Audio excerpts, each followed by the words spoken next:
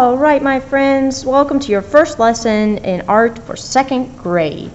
So today we're going to need your handy dandy sketchbooks, and you're going to need a marker or something to draw with. So I need you to turn to an empty page in your sketchbook, and today we're learning about what's called the elements of art. So at the top of the paper, write out the 7 elements of art. If I'm going too fast, you can always pause the video and catch up. Alright, the 7 elements of art. Now, art can be boiled down to 7 different ingredients that make up art. So, we're going to split your paper into 7 parts.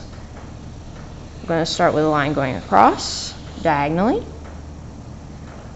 We're going to go up from there. I'm going to go down from here,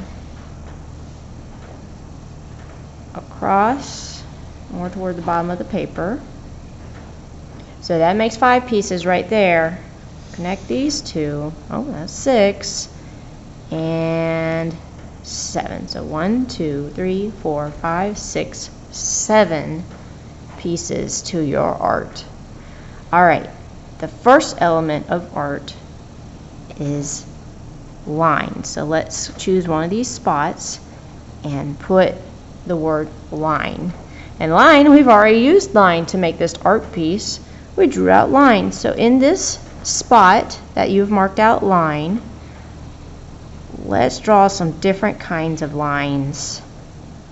Maybe some swirly lines or curvy lines. Zigzag lines.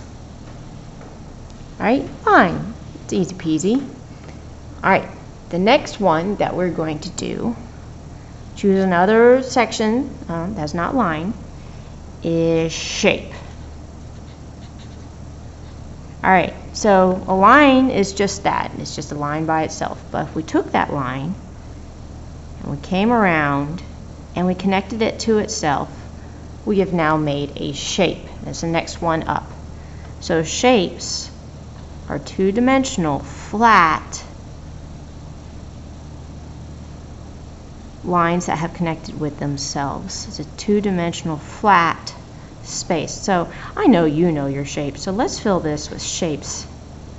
All right? You got triangles, you got a circle, you got a square, ovals, diamonds, or rhombuses, whichever you call them.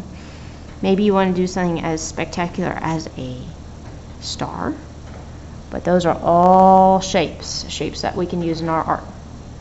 Alright, the next one that we're going to do is form. We're going to go up another one. This is going to be a little odd. We're going to draw a square, and then we're going to turn it into a 3-legged table. So 1, 2, 3. Oh, it kind of looks like a table. All right, and then we're going to connect the legs. So 1, 2. Congratulations, you've just drawn a cube. A cube isn't quite like a square because a cube has a 3D form to it. Forms are 3D, like your book is 3D or your table is 3D. It sticks out in space. Alright, so let's write 3D beside this. Alright, the next one is one that we all know and love, and the world would be so boring without it, and our art would be too. Color. So, you can do whatever you want in this section, but you do need to use other kinds of color. You can even do a rainbow if you want. But color is definitely an element of art because art would be boring without color.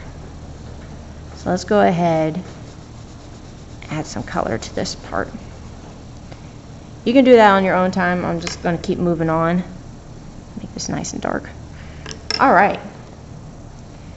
The next one that we have is value. Now when we hear value, we think, oh, like money value. It's worth $5. Not that kind of value in this. We're going to take a squiggle wiggle. We're going to do it super tight. And then we're going to make it really loose.